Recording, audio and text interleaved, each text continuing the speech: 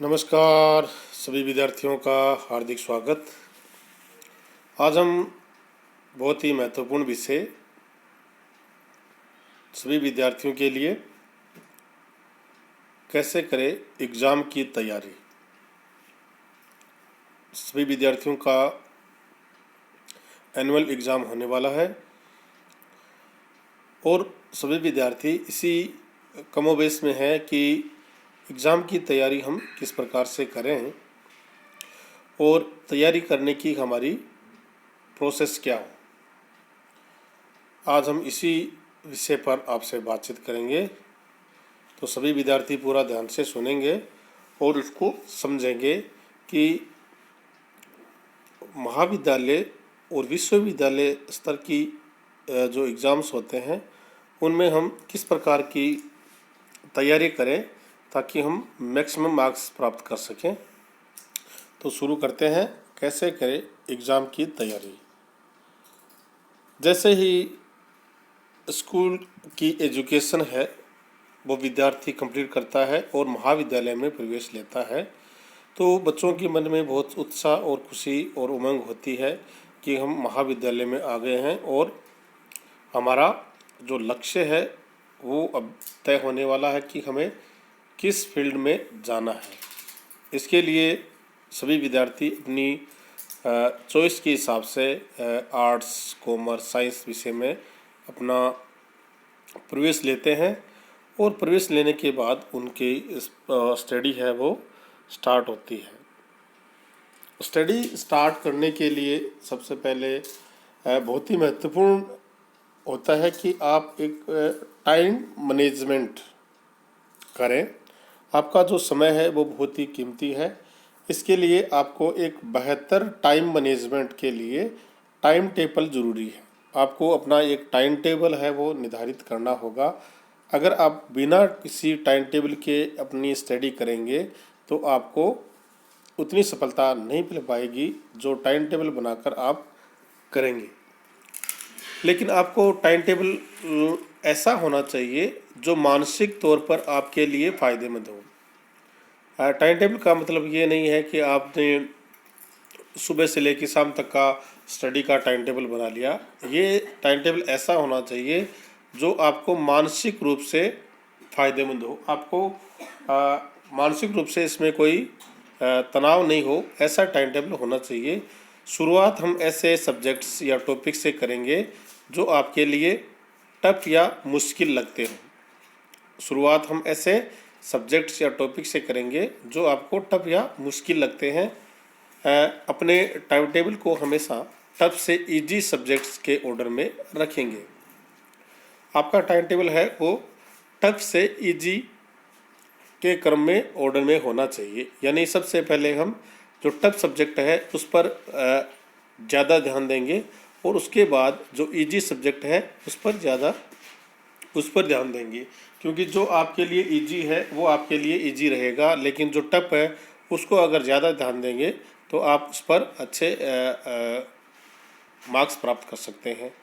इससे आप पढ़ाई के दौरान मानसिक तौर पर दबाव महसूस नहीं करेंगे, क्योंकि आपने टफ ऑर्डर से स्टार्ट किया है और इजी के ऑर्डर में आप पहुंच जाएंगे और न ही आपको मानसिक तौर पर थका हुआ महसूस करेंगे। इसके लिए आपको मैं 5 टिप्स दूंगा। उन 5 टिप्स के आधार पर अगर आप चले तो आपका जो स्टडी का प्रोसेस है वो बहुत बेहतर हो जाएगा और आप अच्छे मार्क्स प्राप्त कर सकते हैं। नंबर 1 है लिख कर पढ़ें। आप कोई भी टॉपिक जो होगा उसको क्या करना पड़ेगा, आपको लिख कर पढ़ना ज़्यादा कारगर तरीका है। सबसे बेस्ट तरीका कौन सा है कि आप लिख कर पढ़ें। इसके कई फ़ायदे होंगे, जैसे चीज़ें ज़्यादा मेमोराइज हो जाएंगी और लंबे समय तक आपको याद रहेंगी।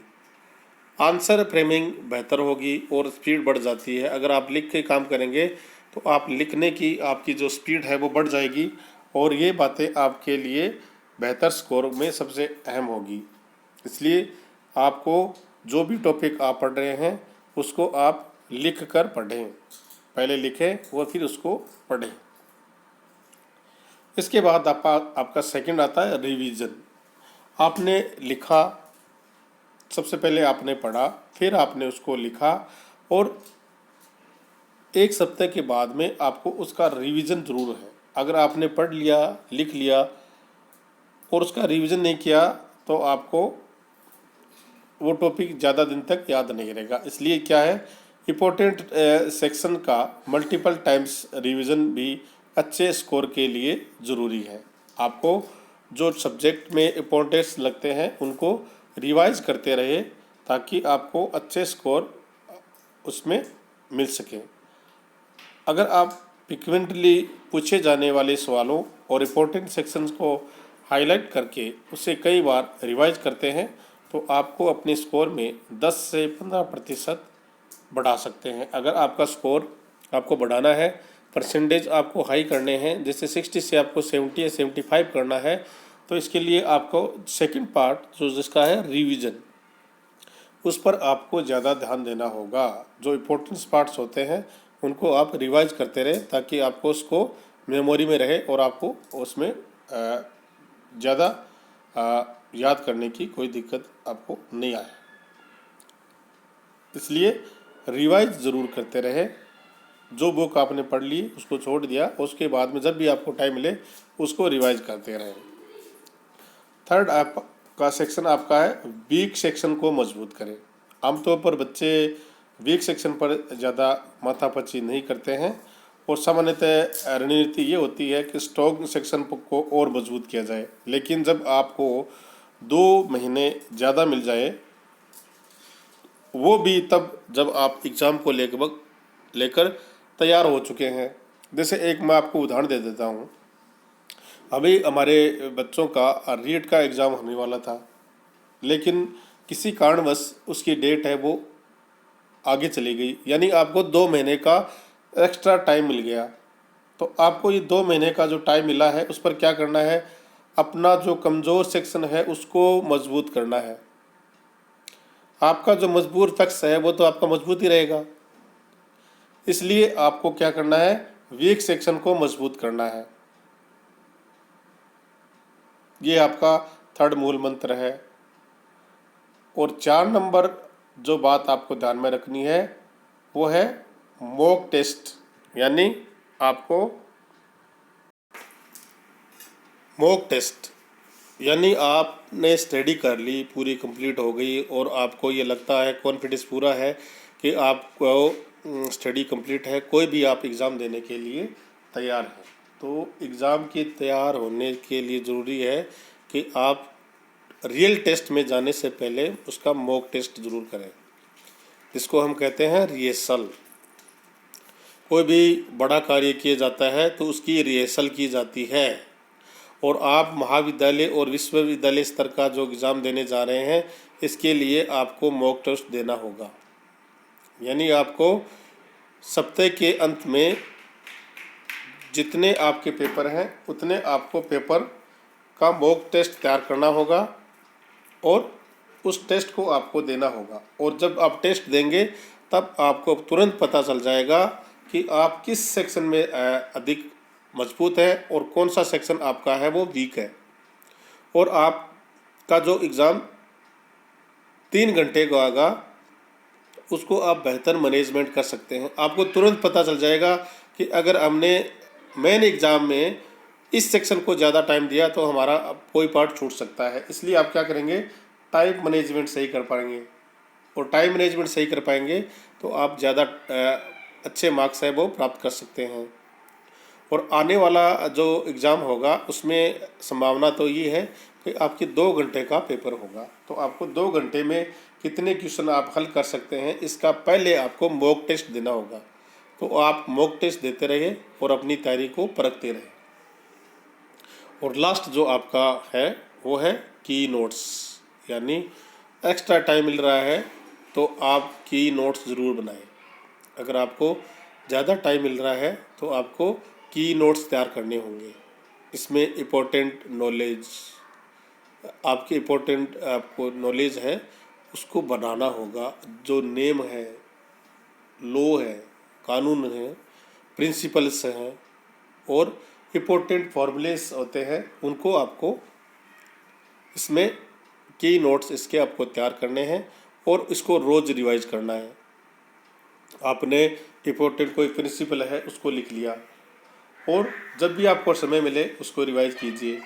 कोई फॉर्मूला है वो आपने लिख लिया तो उसको भी आपको क्या करना है, रिवाइज करना है। और ऐसे करते करते आपका फॉर्मूला है, प्रिंसिपल है, कोई लॉ है, वो सब आपको याद होते रहेंगे। इससे क्या होगा कि आपका कॉन्फिडेंस है वो बहुत हाई हो जाएगा और आप बाकी बच्चों से आगे चले जाएंगे और जो आपने लक्ष्य तय किया है वो आप प्राप्त कर सकते हैं। इसके लिए ज़रूरी है कि आप अपनी स्टडी पर पूरा ध्यान दें और जो भी समय आपको मिलता है वो अपना ध्यान पूरी स्टडी पर दें, चाहे आप ऑनलाइन स्टडी करें या चाहे ऑफलाइन स्टडी करें। जब आप स्टडी कर रहे हैं उस समय आपके पास मोबाइल नहीं होना चाहिए। अगर आपके पास मोबाइल होगा तो आप उसको बंद करके रखें, क्योंकि मोबाइल में जब मैसेज आते हैं तो हम उसको देखने में लग जाते हैं और जो हमारा काम होता है उसको हम भूल जाते हैं। इसलिए अगर ऑनलाइन स्टडी कर रहे हैं तो आप ऑनलाइन स्टडी पर ही ज़्यादा ध्यान दें, बाकी चीज़ों पर ध्यान नहीं दें। और अगर आप ऑफलाइन स्टडी कर रहे हैं तो आपका ध्यान पूरा अब स्टडी पर ही होना चाहिए। और इसके साथ साथ एक मंत्र और कि आपका समय है वो अभी से शुरू हो गया है और जो टाइम आपको मिल रहा है वो टाइम आपको एक्स्ट्रा मिल रहा है। अगर आपने इस समय का फ़ायदा उठा लिया तो आपको बहुत अच्छे नंबर मिलेंगे। अगर आपने कोई फ़ायदा नहीं उठाया तो आपके लिए ये बहुत हानिकारक होगा।